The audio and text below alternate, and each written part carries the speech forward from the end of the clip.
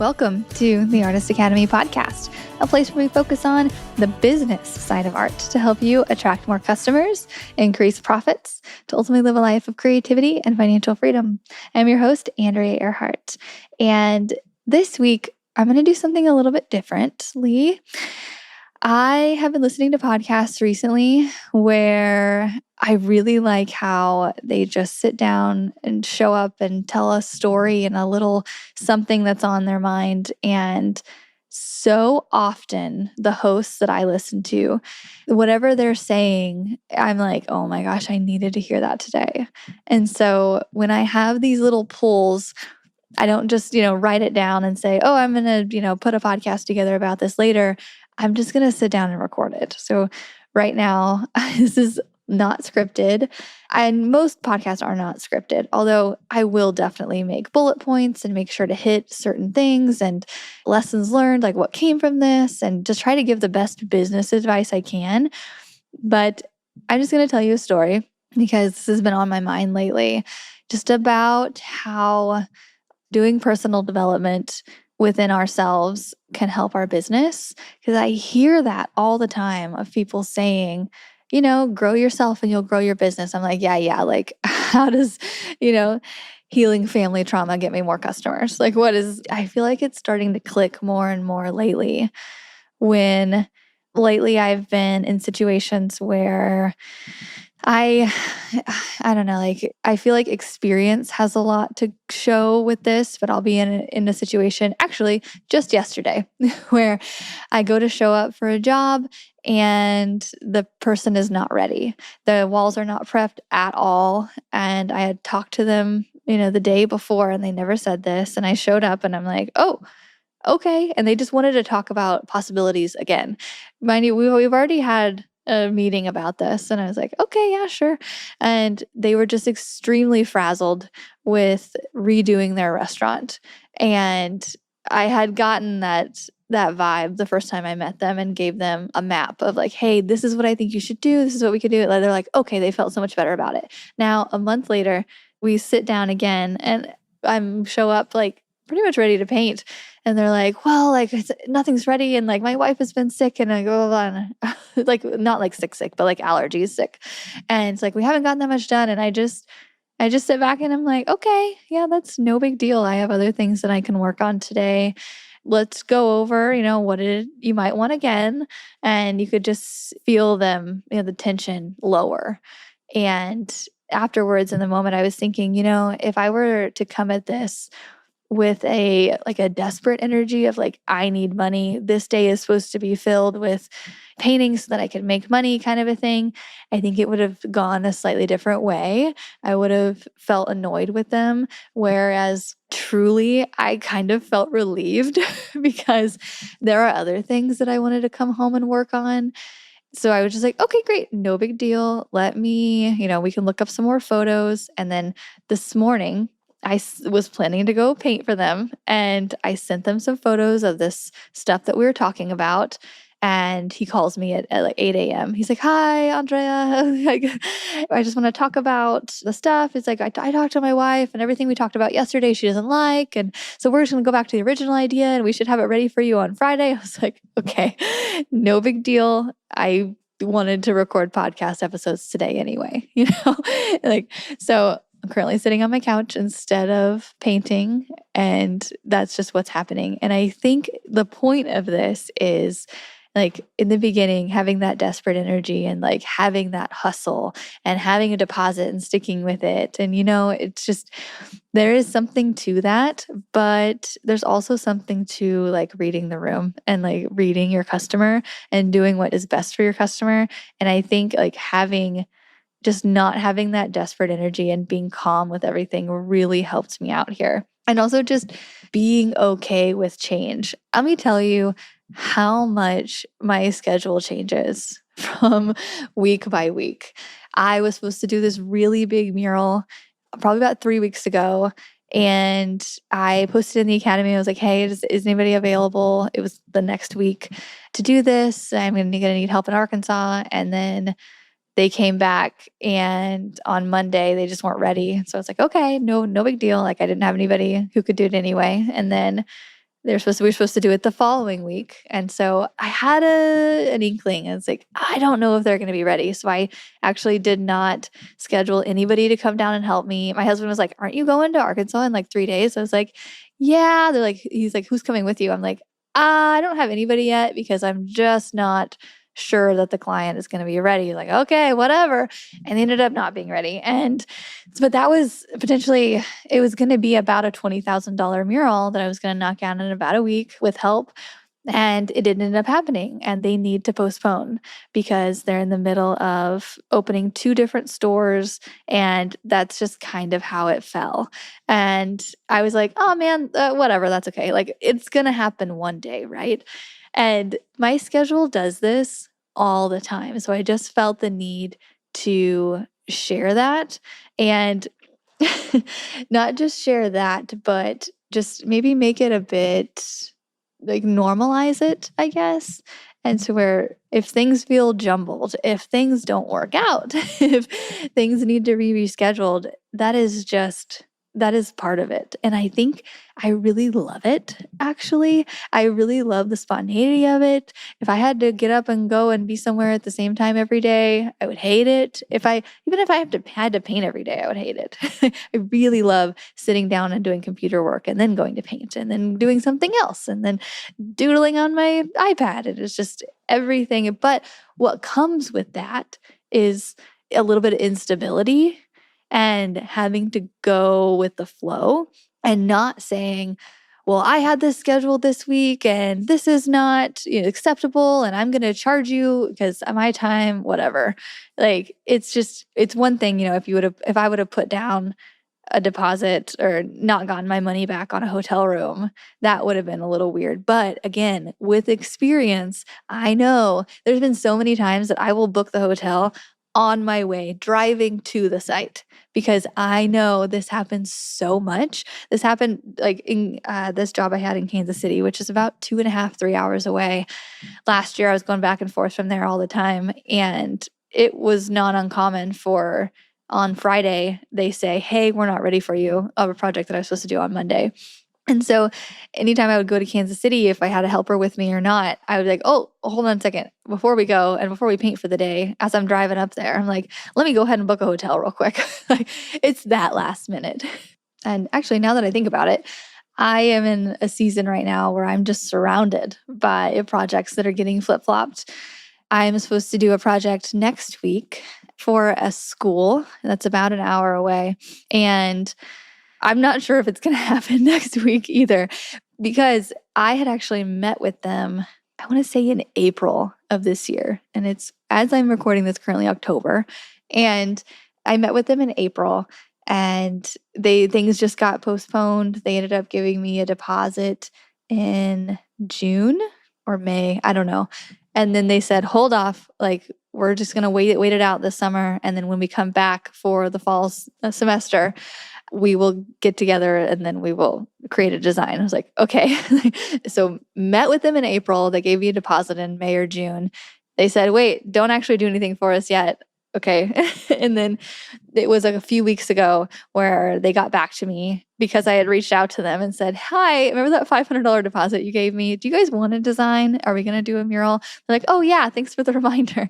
And so I did a couple designs for them. I think I have it finalized. I'm still waiting on their final okay. That's why I'm like, I don't know if I'm painting next week. I'd like to, because I'd like to get help scheduled. I have a couple girls here in town that I like to call on to help me. And and I don't know. I'm really not sure. But again, it's just kind of that's the fun of it. But it's taken me a minute to go from, are things going to work out? Like, are they not interested anymore? Or maybe they just completely changed their minds. Like, oh no, is my price too high? To, it's just probably not happening right now. There's I want to say I don't know, a small chance actually. So there's a 5% chance in the back of my mind that any of these actually just cancel, mostly because they paid me a $500 deposit. And that's how you know people are serious, is if they actually pay a deposit. I have had people in the past pay a deposit, say that they're not quite ready, they're not sure, and then we do several mock-ups and then they say, okay, never mind. We just don't have this in the budget, and then it doesn't happen. But very rarely does somebody give me $500 to create a design for them and then not actually want it painted. So key tip, that's also one thing that I had to learn in the beginning, is just taking a deposit, because so many times in the beginning, I wanted to do it so bad. I would do multiple revisions just for free. Like, yes, let's do this. And then people wouldn't do it for some reason. But now that I have the deposit in place, that definitely helps with the whole idea of, is this going to work out? It's not like if, it's really when. I don't know. And thinking back on just deposits, I remember back in the day, I did a bunch of mock-ups and a big proposal for our local mall because I really wanted to do something at the mall. And then they just ghosted. And then 5 years later, I think it was last year, they reached back out again and we had a full meeting and they were so excited to do a mural. And I said, okay, great. I'm just going to need a $500 deposit. And they're like, wait, can you just do the designs that we just talked about really quick? I was like, yeah, sure. But I need that deposit. They're like, well, I don't know. Long story short, it didn't end up happening. And I just laugh at it because it saves me so much time, but also, the energy that comes with, okay, yeah, sure, I can switch that up. I can do this another day. I also carry that now into some of the pricing quotes that I do. For instance, somebody reached out because I made a post on Facebook saying, hey, I would like to do more murals, or these are the murals that I've done. If you have mural jobs, please let me know. And somebody reached out to me and said, hey, I have a job that this customer is wanting me to do, but I think they were a normal white wall painter. And they're like, I can't do it. It's fairly simple. It was basically just an American flag on a wall. And it's probably 10 foot by 10 foot, something like that. They're like, hey, they want a quote. What would you quote this at? I was talking to them and they could get it printed in vinyl for $2,500. So let them know what you could do. I was like, okay. So I don't know, just top of my head, I was like, I could do it for $3,000 and it will last 10 to 20 years. And because it's inside, it's not going to fade. It's at a spot where nobody's going to touch it. It's going to last a really long time. And so I tell them that, vinyl will likely peel eventually, but this will last and it will look like it's part of the wall. And that's how I quoted it. And he came back saying, oh, the owner said that was quite a bit. That seemed really high. And I said, okay, well, just let me know if you want it done. No word for about 3 days. And they came back, oh, the owner said it's fine. I was like, okay, I can be there in about 2 weeks. Because right now I'm scheduling about 2 weeks ahead of time, which is really great because that also equates to how I can be so nonchalant with things, especially last minute things. If they want to switch things around, no big deal, because I haven't overbooked myself because I'm super, super picky nowadays. And I'm not going to do it if I'm not going to get paid well for it. And that's hard to come by where I live. And so this $3,000 job, it's going to take me a day, maybe a day and a half. I don't know, probably not. It's a very, very simple American flag thing. But I kind of go in my mind, I'm like, man, maybe I am overcharged. I don't know. I could probably do it for less. What if I just told them I could match the 25? I don't know. I have all of these thoughts, but I don't act on them anymore. I just say, nope, this is my price. Okay, just let me know if you can do it. If not, that's totally okay. I take that approach into a lot of things that I do. I think it out beforehand, typically, mostly.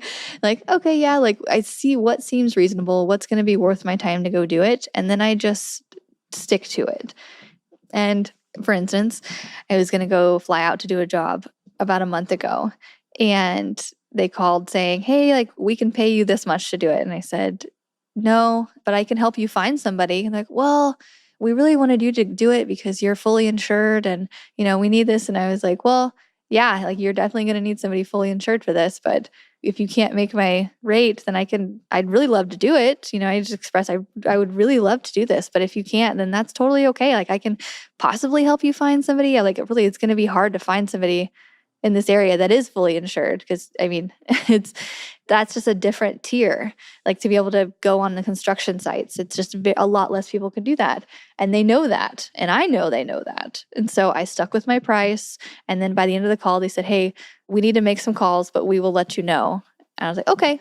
Just let me know either way. Just very nonchalant, not pushy. And this could totally go against what some people say, even what I say sometimes of like, push for what you want. And like, I think having this nonchalant approach lately has really served me well because people can feel that. People can feel the, oh, she doesn't need it, but she wants it. I'm very interested and they know that, but I don't need you.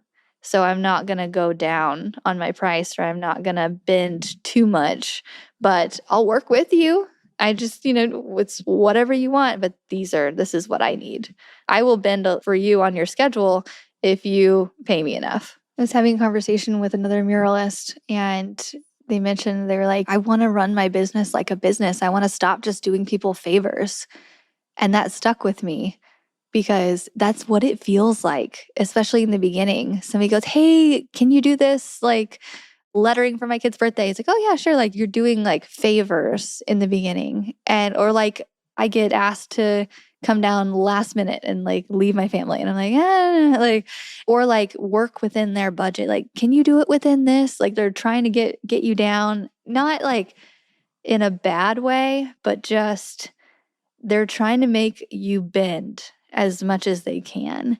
And I think there's something to bending to work with people, but there's certain areas where I think you just should hold your ground. And I think it's different for everybody. And I think it's your wants and needs are different than mine, but experience is what done this for me. And so I don't know that there's a way to like fake it till you make it on this. I think it's just you deal with so many people and you realize what you're willing to do and what you're not willing to do. Like maybe, keeping a tight schedule is something that you're not willing to go around and you need to be compensated for that, which that's your own. But mine is different. Mine is if I'm going to leave my family, I need to be paid really well. But maybe you would jump at the chance to paint outside of your state because it looks cool and because you get to travel and they're going to pay for your hotel. That was me. That was me at the beginning. I was like, yeah, you're going to fly me somewhere. You're going to pay for my hotel room. I get per diem. Oh my gosh, I'm going to get sushi in my hotel room and I'm living the life. And then after a while, it was like, okay, maybe not my favorite thing anymore. But really, if I think back on, aside from the practice and experience that's made me this way, it is definitely the jump that I took into motherhood when my son was born almost 2 years ago. Crazy. He is a toddler, full grown, mouthy little toddler now, bundle of joy. And I remember thinking before him, my friends had to go pick up their kids in Carline at 4:00 or 3:00 or whenever it was. And I remember thinking like, I am going to have to stop painting by that time. Like, what can you possibly get done? No way. I remember my friend saying that she had to go clothes shopping for her kids all Saturday. Like they spent all Saturday doing that. And I was like, what? You have a full Saturday? Like, no, I need to be able to do it, get at least a half day of work done on the weekends. Like I just remember being like, how is that possible? And then my priorities changed.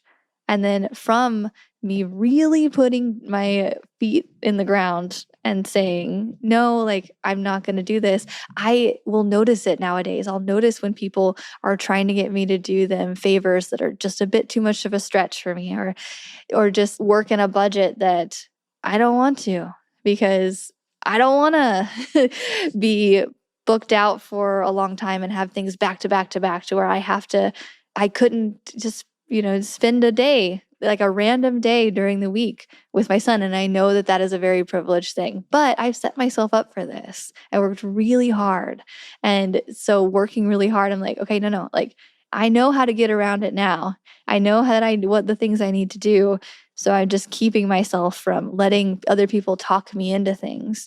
So maybe, like, I had this conversation with a student recently. It's like whenever you feel like somebody is trying to talk you into doing a favor for them when your business, recognize it and see if you can do a little bit of pushback and a little bit more pushback.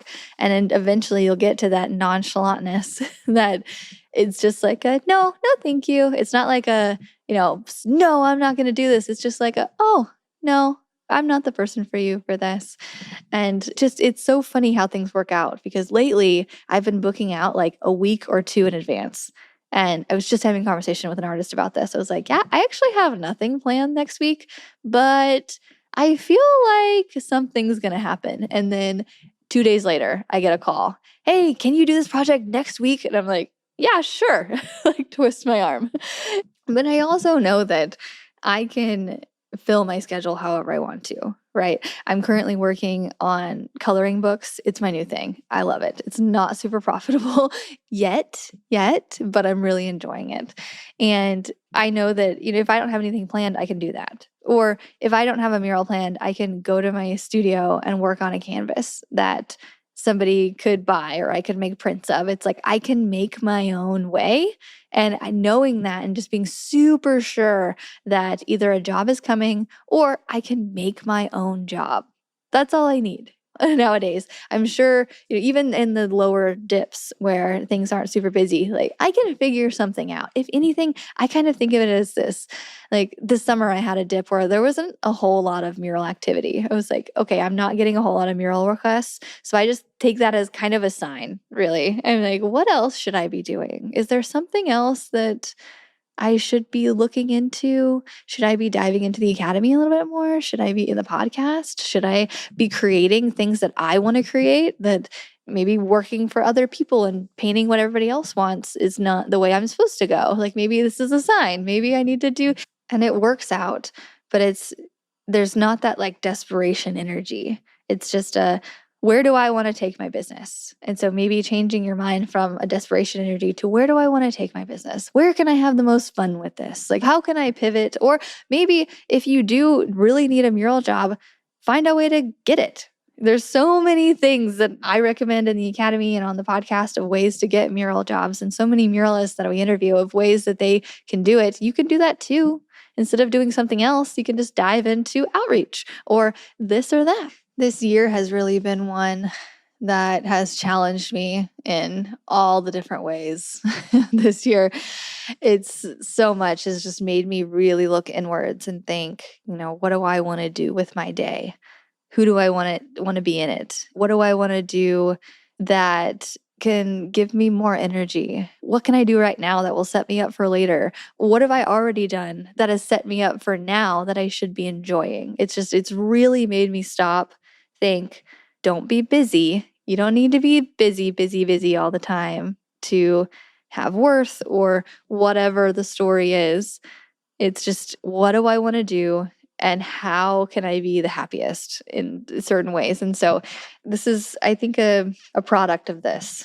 It's just making my own schedule and being very nonchalant with things. And I think it's serving me well. And I just wanted to come on and talk a little bit about it. So that's all I really have today. And I think I'm going to do a little bit more of just sit down conversations, very relaxed like this. And if you enjoy this at all, please let me know, because I do really like feedback on stuff like this. I'm still going to do a couple more, whether you like them or not. But I do like to hear what you like and don't like. Instagram direct message is the best way to give a compliment or a critique, and we can start a conversation. Or even if you want to give me a critique and then ask me a question that you have been wondering in your art business or how to price something. I'm all about giving to get. And so I'm always trying to give you advice or whatnot before I ask for something. And if you come with me and say, hey, I like or dislike or critique the podcast, and you want to also ask a question to me, I would be glad to answer that. And so, yeah.